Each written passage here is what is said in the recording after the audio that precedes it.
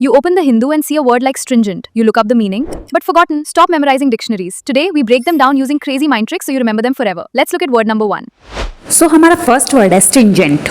इसका मतलब होता है इनक्रेडिबली स्ट्रिक्ट, प्रिसाइज एंड एग्जैक्टिंग। इसकी स्पेलिंग को ध्यान से देखो, इसमें स्ट्रिंग छुपा है यानी कि तार। इसको गिटार की तार से याद करेंगे। जैसे एक गिटार की स्ट्रिंग बहुत लूज होगी तो अच्छा म्यूजिक नहीं बजेगा। तो परफेक्ट म्यूजिक के लिए हमें गिटार की स्ट्रिंग को एकदम टाइट, स्ट्रिक्ट और रिजिड रखना पड़ेगा। बिल्कुल वैसे ही जब किसी चीज़ के रूल्स बहुत ज़्यादा स्ट्रिक्ट, टाइट और रिजिड होते हैं तो उन रूल्स को बोलते हैं स्ट्रिंजेंट रूल्स। इसके सिनोनियम्स है rigorous, harsh, severe, draconian. Draconian को ड्रैगन से याद करेंगे। Imagine a kingdom ruled by a terrific dragon. If you make a tiny mistake like accidentally stepping on the grass, the dragon doesn't just give you a warning, he burns entire house down. That is draconian punishment, यानी कि एक harsh punishment. Next is throttling. Throttling का simple मतलब होता है किसी चीज़ का गला दबाकर उसकी स्पीड को कम कर देना, उसको सफोकेट करना, उसको चोक करना। इसकी स्पेलिंग देखो, इसमें थ्रोट आ रहा है तो हम इसको थ्रोट से लिंक करके याद करेंगे। If someone grips our throat we feel suffocated, choked. इसके सिनोनियम्स है stifling, suffocating, strangling, suppressing. Next is imperative. इसका मतलब होता है बहुत ज़्यादा ज़रूरी, एसेंशियल, अर्जेंट, क्रूशियल। जब भी हम कभी स्पीड में लिख रहे होते हैं तो हम इम्पोर्टेंट को IMP लिख के छोड़ देते हैं, तो हम उससे ही इसको याद करेंगे। Think of important plus priority.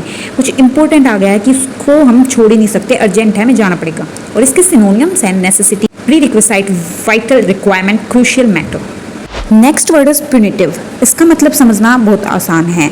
इसके नाम में छुपा है पनिश। जो भी चीज़ किसी को पनिशमेंट देने के लिए की जाए उसको हम बोलते हैं प्यूनिटिव। इसके सिनोनियम्स है penal, disciplinary, retaliatory, corrective. Next is onerous. इसका मतलब होता है एक ऐसा काम या रिस्पॉन्सिबिलिटी जो बहुत भारी हो, थका देने वाली और मुश्किल हो। इसको हम याद करेंगे ओन प्लस अस से, यानी हमारे ऊपर रिस्पॉन्सिबिलिटी डाल दी। इसके सिनोनियम्स है arduous, gruelling, taxing, cumbersome. Next word is rain. Exactly sounder rain, बारिश। तो इसका मतलब होता है लगाम लगाना या कंट्रोल करना। आपने कभी घोड़े की लगाम देखी है? उस लेदर की रस्सी को इंग्लिश में रेन बोलते हैं। और जब आप किसी चीज़ को कंट्रोल करते हो या उसकी स्पीड पर ब्रेक लगाते हो तो उससे कहते हैं टू रेन इन। इसको याद करना बहुत आसान है। जैसे इट साउंड्स लाइक रेन, बारिश। तो सोचो बारिश शुरू हुई और आपने घोड़े की रेन खींचकर उसे रोक दिया। Next word is फ्लैग्रेंट। फ्लैग्रेंट का मतलब होता है कोई बुरी चीज़ या गलत काम खुले आम करना बिना किसी डर के, शॉकिंग, ऑब्वियस और शेमलेस है। सोचो एक इतना कंजूस और बेशरम आदमी है जो देश के इंडिपेंडेंस डे पर भी अपना खुद का झंडा नहीं खरीद रहा बल्कि फ्लैग को रेंट पर ले रहा है, फ्लैग रेंट। ये बात छुपाने के बजाय सबको खुले आम बता रहा है, कितना बेशरम की बात है। इसके सिनोनियम्स है blatant, glaring, egregious, overt. Next is deescalate. इसका मतलब होता है to reduce the intensity, anger और danger of a situation. To learn this easily, just look at the word inside it, escalator. The moving stairs you see in the malls. Escalate means to go up, like an escalator going up. Anger or tension rising. But इसमें D आ गया, DE, which means to go down or reverse. It brings the anger down. इसके synonyms है diffuse, moderate, diminish, elevate. Next is lopsided. Means something that is uneven, unequal or completely tilting to one side because one part is much heavier, bigger or stronger than the other.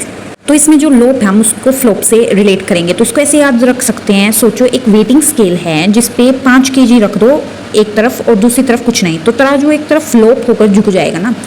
बस उसी flop side से याद रखना है, लोप sided. इसके synonyms है asymmetrical, unbalanced, क्रुप्ड और टिल्टेड।